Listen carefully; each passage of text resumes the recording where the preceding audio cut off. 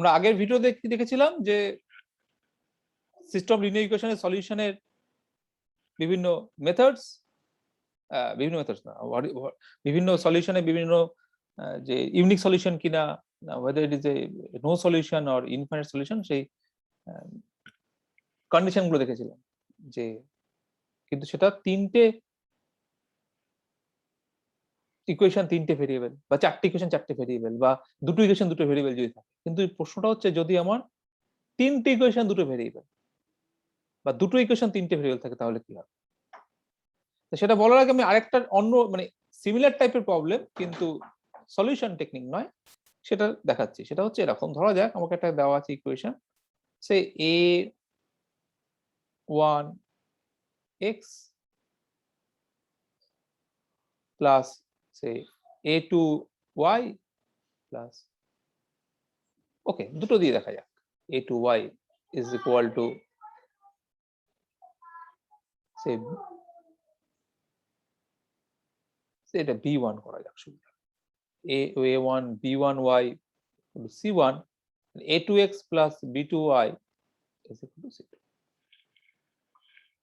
So এটা যদি solve করতে বলে এবং তার আমি সলিউশন জানি কি করে বার করতে হয় যদি সলিউশন এক্সিস্ট করে কখন এক্সিস্ট করে সেটাও জেনে গেছি যদি দেখা যায় যে এই a1 b2 minus b1 a2 এটা আমরা আগেও দেখেছিলাম ছোটবেলায় নট ইকুয়াল টু 0 হলে এটা ইউনিক সলিউশন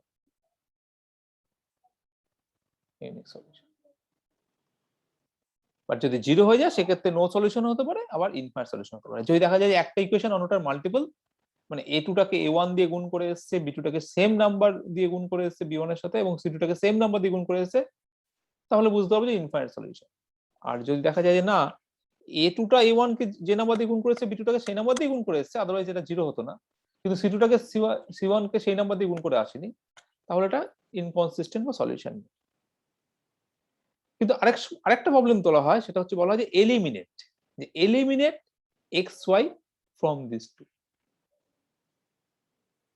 প্রশ্ন হচ্ছে এলিমিনেটটা করবো কি করে এখান থেকে এলিমিনেট করা যাবে না এটা করার জন্য আমাকে আর একটা এক্সট্রা সলিউশন ইকুয়েশন লাগে সেটাকে বলে এলিমিনেশন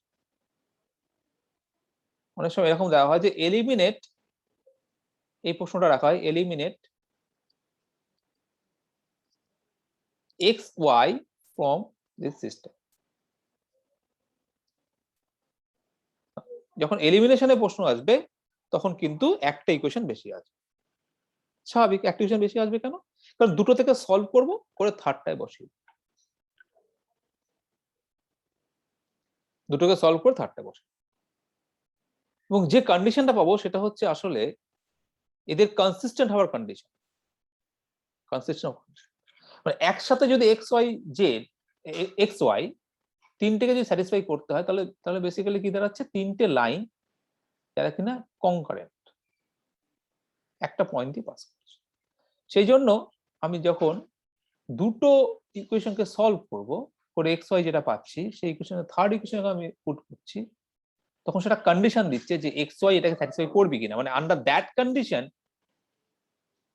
থার্ড ইকুয়েশনটাকে ওই ফার্স্ট আর সেকেন্ডে যে সলিউশন সেটা থার্ড ইকুয়েশনকে স্যাটিসফাই করার জন্য আমাকে অবশ্যই সেই কন্ডিশনটা হতে হবে কন্ডিশনটা কি সলিউশন বসানোর পরে ধরো দেখ x = 1s তো y = 2s তাহলে থার্ড ইকুয়েশন x = 1 আর y = 2 বসানোর পরে স্যাটিসফাই করতে হবে এই স্যাটিসফাই করিয়ে যে ইকুয়েশনটা পাচ্ছি যে কন্ডিশনটা পাচ্ছি যে রিলেশনটা পাচ্ছি সেটাই আমার কন্ডিশন সেটা যদি আগে থেকে স্যাটিসফাই না হয়ে থাকতো তাহলে x = 1 আর y = 2 বসিয়ে স্যাটিসফাই করতো না তার মানে এটা কনসিস্টেন্ট হতো না so it is like a condition for consistency of three equation of two variable তার মানে three equation of two variable consistency checking তার যে কন্ডিশনটা সেটাই আসলে elimination problem for three equation two variable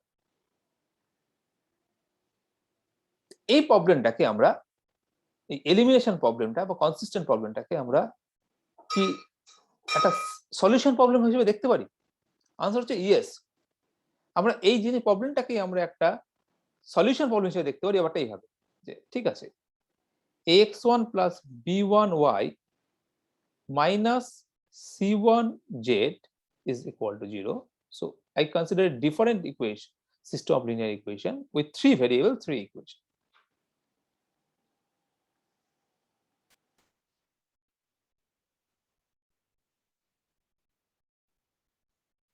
এবার দেখা যাক এই সিস্টেমটা, ফার্স্ট সিস্টেমটা সেকেন্ড সিস্টেমটার মধ্যে কি রিলেশন আছে। প্রথম কথা, ফার্স্ট সিস্টেমটা হচ্ছে তিনটে ইকুয়েশন, দুটো ভেরিয়েবল, এবং এটা নন হোমোজেনিয়াস। আর সেকেন্ড সিস্টেমটা হচ্ছে তিনটে ভেরিয়েবল, তিনটে ইকুয়েশন, বাট হোমোজেনিয়াস। সিস্টেম একটু আলাদা, প্রবলেমটাও আলাদা। প্রবলেমটা ফার্স্ট ক্ষেত্রে বলা হচ্ছে কনসিস্টেন্সি চেকিং, যে কোন কন্ডিশনে কনসিস্টেন্ট, আর বা এলিমিনেশন প্রবলেম, একই কথা। কনসিস্টেন্সি চেকিং আর এলিমিনেশন প্রবলেম একই কথা, এলিমিনেট দিস। আর থার্ড সেকেন্ড ইকুয়েশন সিস্টেমটা বলা হচ্ছে যে সলভ এক্স ওয়াই জেড। যদি দেখা যায় যে ফার্স্ট ইকুয়েশনটা কনসিস্টেন্ট যে কন্ডিশনের জন্য, কিছু একটা কন্ডিশনের জন্য ফার্স্ট সিস্টেমটা কনসিস্টেন্ট, এটা ক্লিয়ার। যদি ফার্স্ট সিস্টেমটা কনসিস্টেন্ট হয়, তাহলে সেকেন্ড সিস্টেমটা হোমোজেনিয়াস, তার সবসময় 0 0 0 একটা সলিউশন আছে। তো there is always trivial solution, x = 0, y = 0, z = 0. But if first system is consistent, then actually second system has a non-trivial solution, z = 1. First সিস্টেমে যদি x = x0, y = y0 solution হয়, তাহলে second সিস্টেমে x = x0, y = y0 and z = 1, -1, sorry, -1 is the solution which is a non-trivial solution. তার মানে কোশ্চেনটা ব্যাপারটা একই রকম দাঁড়াচ্ছে কিন্তু আলটিমেটলি, যে ফার্স্ট সিস্টেমটা যেখানে তিনটে ইকুয়েশন, দুটো ভেরিয়েবল, তার সলিউশন এক্সিস্ট করে কিনা সেটা প্রশ্ন দাঁড়াচ্ছে এসে, যে তার সলিউশন যদি এক্সিস্ট করে, তাহলে সেকেন্ড সিস্টেমটা একটা নন ট্রিভিয়াল সলিউশন এক্সিস্ট করে। উল্টোটা কি ট্রু, যে সেকেন্ড সিস্টেমটা যদি নন ট্রিভিয়াল সলিউশন এক্সিস্ট করে, তাহলে কি ফার্স্ট সিস্টেমটা সলিউশন এক্সিস্ট করবে? That's not true. এরকম হতেই পারে যে জেড মাস্ট বি 0। সেকেন্ড সিস্টেমটাকে সলভ করতে গেলে আমার জেড = 0 আসছে, নন জিরো সলিউশন আছে, সেটা হচ্ছে x = 1, y = 0, z = 0. This is the non-zero solution. And x = 2, y = 0, z = 0, and x = any real number, y = 0, z = 0 is solution. In that case, আমরা বলতে পারবো না যে ফার্স্ট সিস্টেমটা কনসিস্টেন্ট। তার মানে ফার্স্ট সিস্টেমটা যদি কনসিস্টেন্ট হয়, তাহলে সেকেন্ড সিস্টেমটা একটা নন ট্রিভিয়াল সলিউশন এক্সিস্ট করে, but the converse is not true. কনভার্সটা কখন ট্রু হবে? Under that condition that the non trivial সলিউশনের ক্ষেত্রে জেডটা নন জিরো সলিউশন দিচ্ছে। জেডটা যদি নন জিরো সলিউশন দেয়, যে x = x0, y = y0, and z = z0, where z0 not equal to 0. In that case, we can say the first equation is consistent, because in that case the first equation, first system solution হচ্ছে x = x0 by z0. So if this is a solution, x0, y0, z0 is a solution, z0 not equal to 0 of the second, then the solution of this is x0 by z0, y0 by z0, and sorry, it should be and then -1. Oh, sorry, no, the solution is minus of that, right?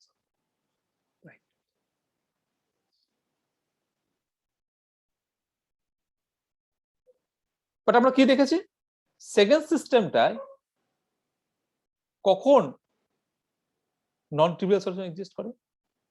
So এটা unique solution, এটা inconsistent কোনোদিনই হবে, হয় unique বা infinite. Unique হবে কখন? যদি ডিটারমিনেন্টটা non zero হয়, আর ইনফাইনাইট হবে কখন? যখন ডিটারমিনেন্টটা জিরো হয়। তার মানে এই যে কোএফিশিয়েন্ট ডিটারমিনেন্টটা, এটা যে coefficient determinant, so a1 b1 c1, a2 b2 c2, আর a3 b3 c3, এইটা যদি জিরো হয়ে যায়, in that case this system has a non-trivial solution. Solution exists. Once non-trivial solution exists, the number of solution is infinite of 2. 2, it has 1 system. তাহলে এটা clear হলো যে আমাদের এই যে এলিমিনেশন প্রবলেমটা বেসিক্যালি কিন্তু একটা solution problem, but one variable extra. So elimination problem is say 7 variable with 8 equation is nothing but a solution of 8 variable 8 equation.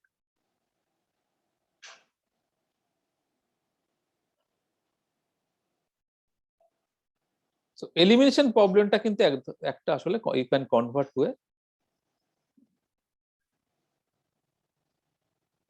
Set of linear equation solution. But এখানে একটা আবার ছোট্ট ইস্যু থেকে গেছে, Z0টা 0 কিনা জানি, তার মানে একটা দিক। সো এলিমিনেশন প্রবলেমে এলিমিনেট করলে বা কনসিস্টেন্ট হওয়ার কন্ডিশন, এলিমিনেশন প্রবলেম আর কনসিস্টেন্ট হওয়ার কন্ডিশন একই জিনিস। সেই কন্ডিশন মানে যদি কনসিস্টেন্ট হয়, if this is consistent, then this has a non trivial solution, then determinant is 0। The other way you don't know. Determinant যদি 0 হয়, আমরা জানি না যে এটা কনসিস্টেন্ট হবে কিনা।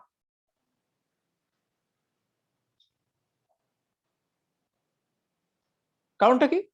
কারণটা সহজ, যে এটা ডিটারমিনেন্টটা 0 হয়েছে, ঠিক আছে, ডিটারমিনেন্টটা 0 হওয়ার জন্য নন ট্রিভিয়াল সলিউশন পেয়েছি, ঠিক আছে, কিন্তু তার জন্য জেডটা 0 চলে এসেছে। নন ট্রিভিয়াল সলিউশন মধ্যে জেড 0 দিয়েছি, এক্স ওয়াই তো নন 0 দিয়েছি।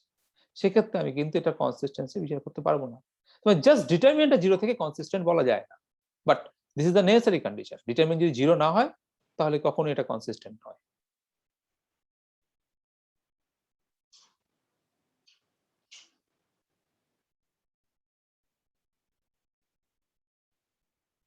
কারণ ডিটারমিনেন্ট যদি নন 0 হয়, তাহলে Z equal to X equal to 0, Y equal to 0, Z equal to 0 the only solution of 2 determinant non 0 হয়ে যায়। সেক্ষেত্রে আমরা কখনোই এই সিস্টেম 1টা কনসিস্টেন্ট হবে না।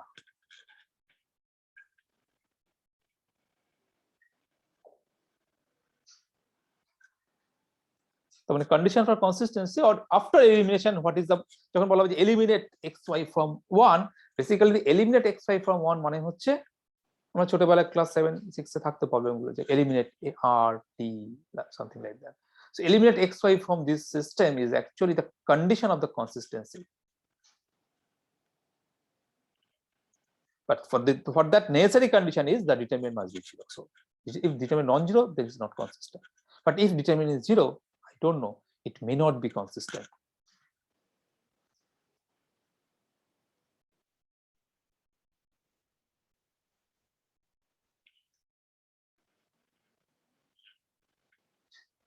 তাহলে এটা কনসিস্টেন্টে কখন কনসিস্টেন্ট হবে?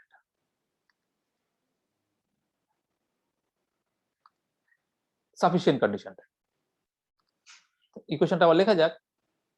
a1x plus b1y is equal to c1, a2x plus b2y is equal to c2, and a3x plus b3y is equal to c3. So when these three are consistent,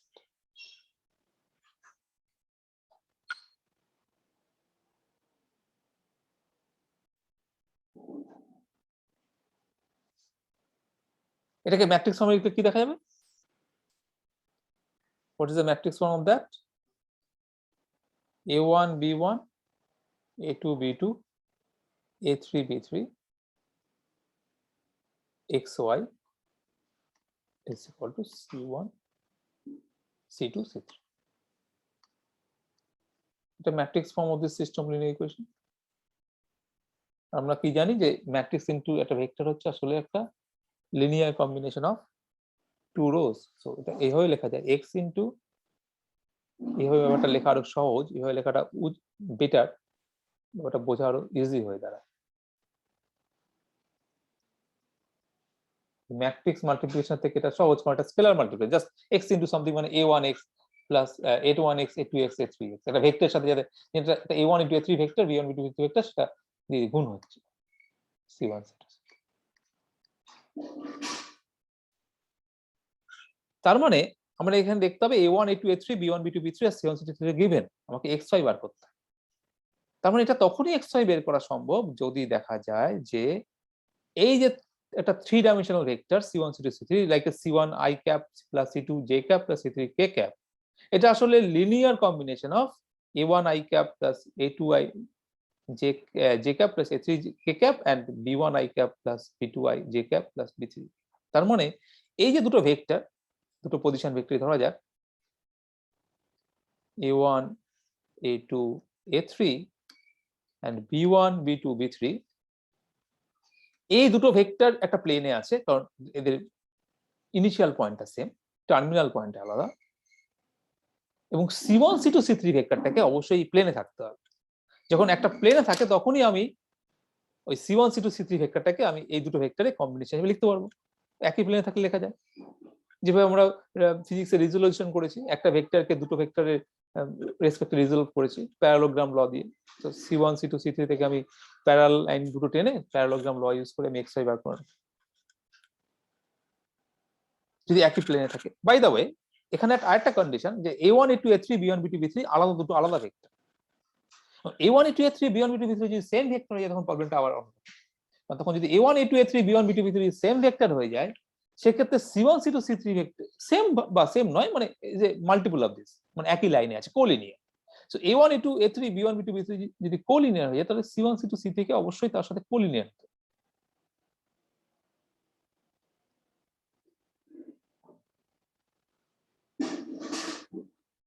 collinear হতে হবে। আর A1 A2 A3 B1 B2 যদি collinear না হয় তাহলে একটা প্লেনে আছে, তাহলে C1 C2 C3 কে সেই প্লেনে থাকতে হবে। তার মানে যাই হোক না কেন বেসিক্যালি জিনিসটা দাঁড়াচ্ছে যে এরা একটা ডিপেন্ডেন্ট সিস্টেম তৈরি করবে। A1 A2 A3 B1 B2 B3 C1 C2 C3 dependent system তৈরি করবে, একটা dependent set of vectors. C1 C2 C3 কে সবসময় A1 A2 A3 B1 B2 B3 combination লিখে যাবে। উল্টো নাও হতে পারে, হতেই পারে A1 A2 A3 কে B1 B2 B3 এবং C1 C2 C3 কম্বিনেশন লেখা যাচ্ছে না, সেটা হতে পারে কারণ C1 C2 C3 just B1 B2 B3 multiple হতে পারে। C1 C2 C3 আসলে B1 B2 B3। So x equal to 0, y equal to 1 is the solution.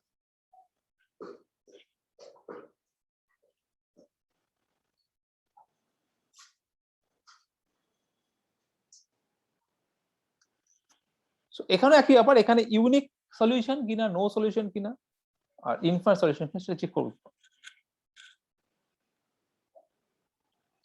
এটা ইনফার সলিউশন তখনই হবে, এটা বলা যাচ্ছে যে A1 A2 A3 আর B1 B2 B3 যদি আমার কোলিনিয়ার হয়ে যায় আর C1 C2 C3 তার সাথে তিনটেই কোলিনিয়ার হয়ে গেছে, তাহলে বলা যাচ্ছে যে এটা একটা ইনফাইনাইট সলিউশন। কারণ A1 A2 A3 আর B1 B2 B3 কোলিনিয়ার হওয়ার জন্য আসলে A ভেক্টরটাকে আমি A ভেক্টর নাম দিচ্ছি, ধরা যাক এটা A ভেক্টর, আমার এই ভেক্টরটাকে A ভেক্টর বলছি, এটাকে B ভেক্টর, এটাকে C vector, A vector B vector, এটাকে C ভেক্টর ধরা যাক, এটাকে C vector C1 C2 C3। এবার এ আর এটা ইনফার সলিউশন তখনই হবে একটাই কেসে, ইফ এন্ড অনলি যদি আমার তিনটে কোলিনিয়ার হয়ে যায়, A B C সব কোলিনিয়ার হয়ে গেছে। কারণ যদি A আর B কোলিনিয়ার না হয় ইন দ্যাট কেস হয় C এর সলিউশন থাকবে, থাকলে ইউনিক, অথবা সলিউশন থাকবে না, কারণ A আর B ইটসেলফ ইন্ডিপেন্ডেন্ট হয়ে গেছে। আর আমরা জানি A আর B যদি ইন্ডিপেন্ডেন্ট হয়ে যায় তাহলে C এর রিপ্রেজেন্টেশনটা ইউনিকলি লেখা যাবে A আর B এর রেসপেক্টে। সো X আর Y ইউনিক হবে। কিন্তু সিটা যদি আমার এই প্লেনে বাইরে চলে যায় নো সলিউশন হবে। সো A আর B যদি আমার দেখা যায় যে নো A আর B সিস্টেমটা যদি আমার ডিপেন্ডেন্ট থাকে, ইন্ডিপেন্ডেন্ট হয়ে যায় বা আলাদা দুটো লাইন হয়, তাহলে সিটা আইদার নো সলিউশন যদি প্লেনে বাইরে চলে যায়, আর ওই প্লেনে থাকলে সেটা unique solution. But infer solution হতে গেলে A আর B কে প্রথম কথা একই লাইনে আসতে হবে। বাট A আর B যদি একই লাইনে চলে আসে, সিটা যদি অন্য লাইনে চলে যায়, ওই লাইনে যদি না আসে তাহলে নো সলিউশন। আর সিটা যদি একই লাইনে চলে আসে, তিনটে যদি কোলিনিয়ার হয়ে যায় তাহলে ইনফাইনাইট সলিউশন। তাহলে এটা ইনফাইনাইট সলিউশন হওয়ার একটাই রাস্তা, যদি A B C তিনটেই কোলিনিয়ার হয়। So division only. So A B C আর কোলিনিয়ার,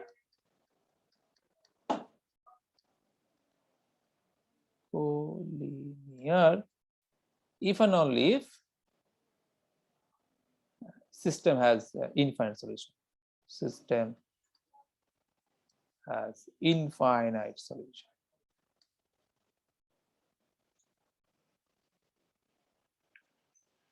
কোলিনিয়ার কেন সেটা ক্লিয়ার, কারণ আমি বি কে যখন A দিয়ে লিখতে পারছি B equal to 2A হয়, C equal to যদি আবার A plus B হয় তাহলে আমি সেটাকে A plus B না লিখে আমি 3A লিখতে পারি, আমি -A plus B লিখতে পারি, বিটাকে আমি জাস্ট 2A দিয়ে রিপ্লেস করে B এর কোএফিসিয়েন্টটাকে সুইটেবলি চেঞ্জ করলাম, অ্যাডজাস্ট করে নিলাম এর কোএফিসিয়েন্ট গুলোকে। আর ইউনিক না হলে সেটা ইনফাইনাইট।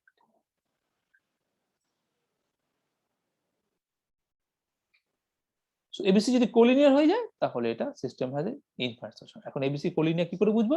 ABC কোলিনিয়ারকে চেক করার জন্য আমাকে যেটা করতে হবে সেটা হচ্ছে আমার অগমেন্টেড ম্যাট্রিক্সটা দেখতে হবে। সো অগমেন্টেড ম্যাট্রিক্স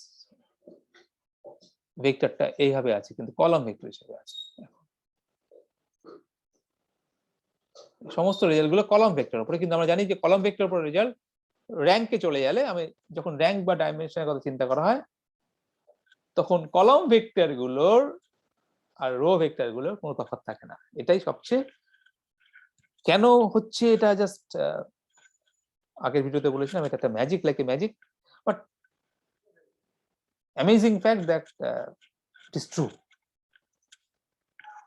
তার মানে আমাকে কলাম ভেক্টর গুলো দেখতে হবে যে তিনটে কলাম ভেক্টর আসলে একোলিনিয়ার, মানে এরা একটাই ভেক্টর আসলে।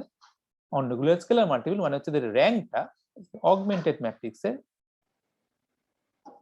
rank of the augmented matrix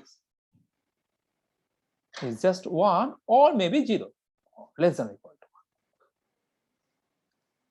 It may be 0 মানে হতেই পারে একটা এরকম একটা equation 0 into x plus 0 into y equal to 0, 0 into x plus 0 into y equal to 0, 0 into x plus 0 into y equal to 0. আমাকে কেউ আটকাতে পারে না ইকুয়েশন তৈরি করতে গেলে। এরকম ইকুয়েশন কেউ দেবে না, কিন্তু still this is the system linear equation and it has infinitely many solution. Any xy has a solution.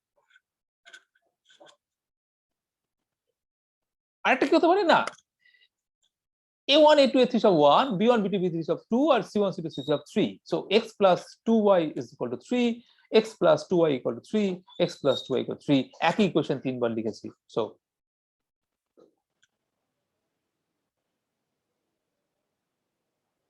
এটা ইনফাইনাইট সলিউশন। একটাকে স্যাটিসফাই করলে হবে, কারণ একটা লাইন দিয়ে দেবে। লাইনটাই সলিউশন, যে কোনো লাইনের উপর যে কোনো পয়েন্ট এসে সলিউশন হবে।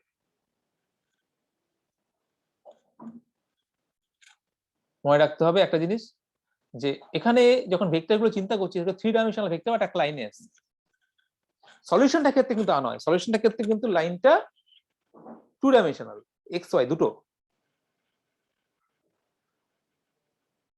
3 ডাইমেনশনাল দেখলে হবে না, ওই লাইনটাই কিন্তু নয়।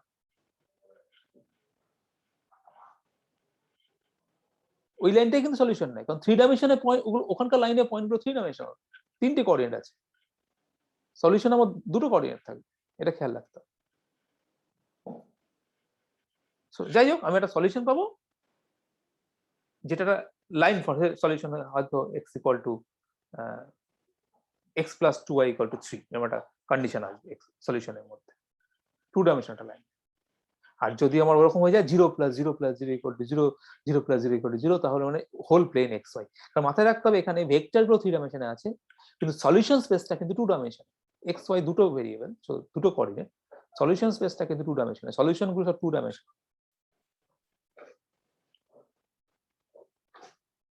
তো rank of less than equal to 1 হলে শুধু কি তাই না, এবিসি কোলিনিয়ার মানে হচ্ছে র্যাঙ্ক 1 হলেই collinear. Yes, it is collinear.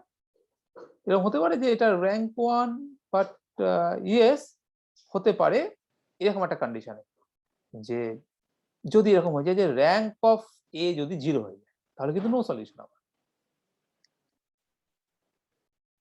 কেন? র্যাঙ্ক অফ এ 0 মানে হচ্ছে আমার 0 into x plus 0 into y is equal to 5, 0 into x plus 0 into y equal to 9, 0 into x plus 0 into y equal to 7. No solution হতেই পারে না, 0 into 0 something should be 0।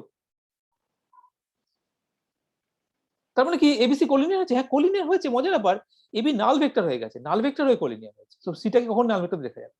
তার মানে AB কে দুটোকে একসাথে নাল হওয়া চলবে না, তার মানে হচ্ছে এবি র্যাঙ্কটাও 1 হতে হবে, বা হ্যাঁ 0 হতে পারে। যদি এবি র্যাঙ্ক 0 হয় তাহলে এবি র্যাঙ্কটা তো অবশ্যই 0 হবে। তার মানে আমাকে শুধুমাত্র এটা বোঝা যাচ্ছে যে এটা ইনফাইনাইট সলিউশনের কেসটা হচ্ছে এটা if and only rank of A B equal to rank of A is less than or equal to 1, মানে strictly less than 2 number of variable. এটা হচ্ছে ইনফাইনাইট সলিউশন। এটা হচ্ছে অ্যালজেব্রিক্যালি, আর ওটা জিওমেট্রিক্যালি, যে কোলিনিয়ার এটা হচ্ছে জিওমেট্রিক্যালি। কোলিনিয়ার শুধু নয়, এবি কে নাল ভেক্টর হওয়া চলবে, এবি কে নাল ভেক্টর হতে চলবে, এবি কে নাল ভেক্টর সি কে নাল ভেক্টর, আর এবি নাল আর সি নন নাল তাহলে আবার বাদ, সেক্ষেত্রে কোলিনিয়ার বলা হয়। সেক্ষেত্রে কোলিনিয়ার হবে, হ্যাঁ, কারণ নাল ভেক্টরকে আমি সব সি দিয়ে লিখতে পারবো। এবি নাল আর সি নন নাল সেটাও কোলিনিয়ার, কিন্তু সেই কেসটা বাদ দিতে হবে।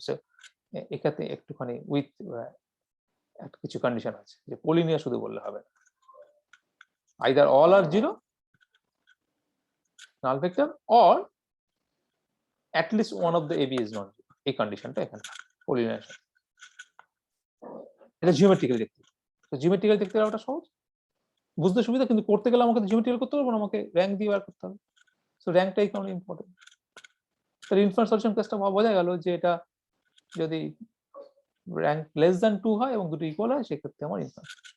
এখানে এটাও বোঝা গেল যে র্যাঙ্ক অফ এবি যদি লেস দ্যান 2 হয় আর র্যাঙ্ক অফ এ যদি less than rank of A B হয় তাহলে নো সলিউশন, সেটাও ক্লিয়ার হয়ে গেছে।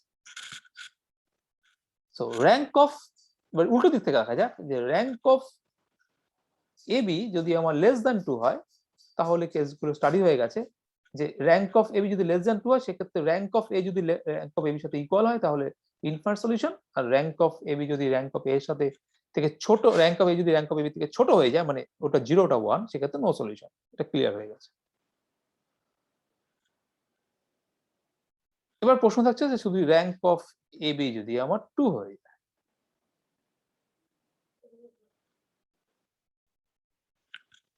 উল্টো দিক থেকে র্যাঙ্ক দিয়ে দেখছি, তার মানে এটা কি, তার মানে তিনটে ভেক্টর আসলে আমার তার মধ্যে, বাই দ্য ওয়ে অন্য কাজটা আরো সহজ, র্যাঙ্ক অফ এবি যদি 3 হয়ে যায়, র্যাঙ্ক অফ এবি যদি 3 হয়ে যায় তার মানে এই তিনটে ভেক্টর ইন্ডিপেন্ডেন্ট, আর তিনটে ভেক্টর ইন্ডিপেন্ডেন্ট মানে হচ্ছে তিনটে ভেক্টর কোপ্লেনার নয়, একই প্লেনে নেই। তার মানে সিটা এবি প্লেনে নেই, তার মানে নো সলিউশন। আমার দেখার দরকার নেই আইদার কি হলো, নো সলিউশন। কারণ কখনোই র্যাঙ্ক অফ এ 3 হতে পারে না, কারণ র্যাঙ্ক অফ এ কি করে 3 হবে, দুটো ভেক্টর আছে, দুটো ভেক্টর কি করে তিনটে, র্যাঙ্ক অফ 3 মানে তিনটে ইন্ডিপেন্ডেন্ট ভেক্টর, দুটো ভেক্টরের মধ্যে তিনটে ইন্ডিপেন্ডেন্ট ভেক্টর থাকে, সো নো সলিউশন।